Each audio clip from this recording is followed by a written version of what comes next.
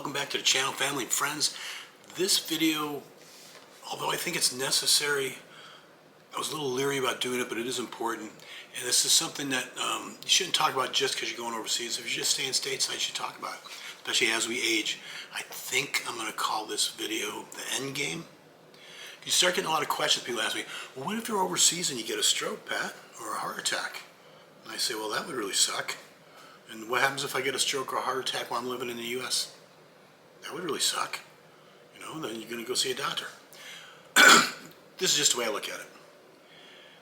Either way, if I go to Albania, South Pacific, anywhere I go, Panama, eventually my body will break down and I will die.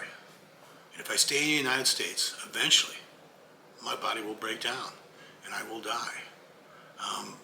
Realistically, I'm 60 years old now. I'm guessing by looking at genetics, about 80, 83 seems to be it, my bloodline. So really it's only 20-something years. Now, over in Albania, do they have assisted living? Yes, but not as much as over here. What they do have, though, is like nurses. They'll either come in or live with you near the end of times.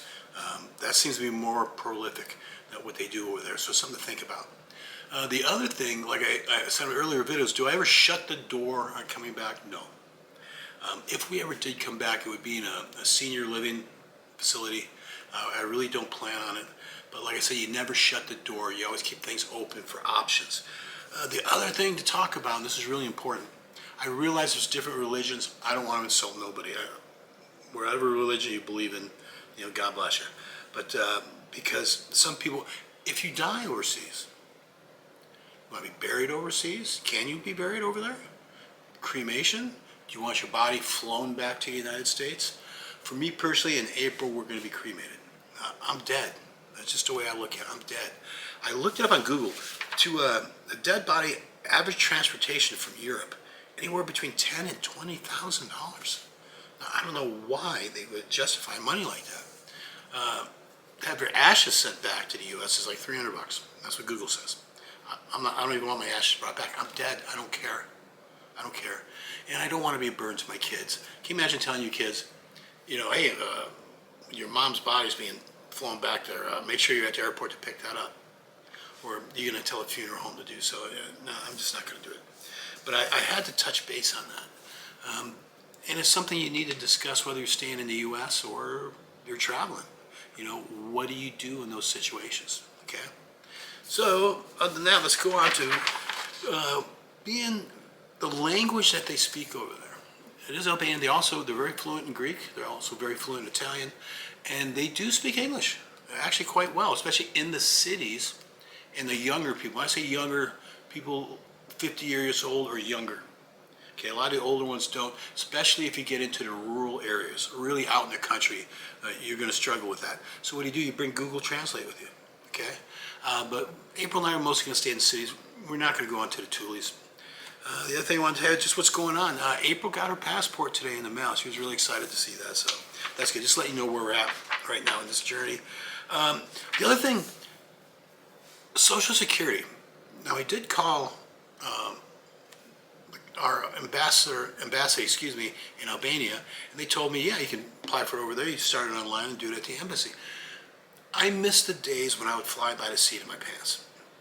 I remember as a young man in the Air Force, I was driving from Florida to California. And once I made it to Texas, I realized I didn't have enough money. And I figured I was going to run out of gas somewhere in Arizona. And I didn't stress it. I just figured, you know what, I'll stop and pick up a hitchhiker or two and ask them to pay for half the gas. And it worked, as stupid as that was. Now I stress everything.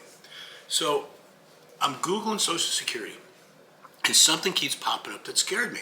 It said, if you stay overseas, after 6 months, they stop paying you.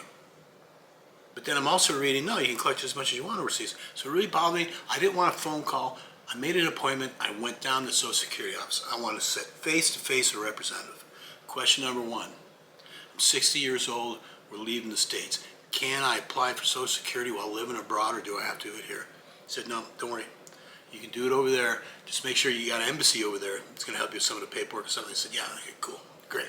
Other thing, I was reading the 6-month thing. What's up with this? Then all of a sudden, after 6 months, they're going to stop paying paying me until I come back to the United States? And she goes, are you a U.S. citizen? Yeah. She goes, then you don't got to worry about that.